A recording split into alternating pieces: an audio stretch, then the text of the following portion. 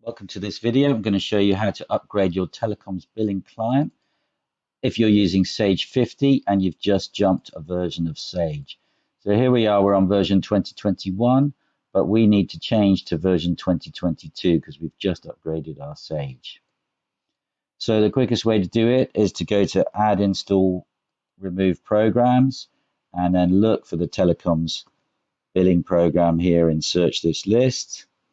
And see you've got the 2021 version, and if you uninstall that.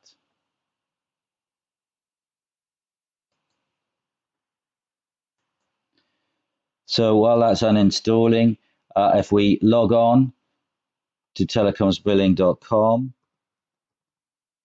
and you want to go to the downloads page, and you should see here version 28 or whichever version you want of your Sage.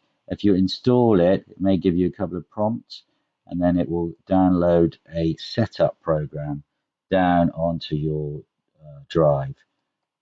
You can run that, and that is going to install the software.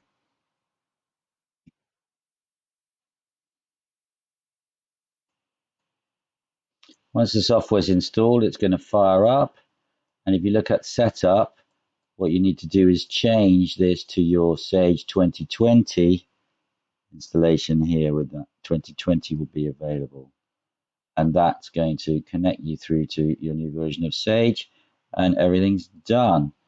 If you don't know where your Sage is located, if you just open up Sage and if you click on the three dots next to your database, look at the folder location, double click on Act Data, and then that is the folder that you're going to need. Okay, thank you very much.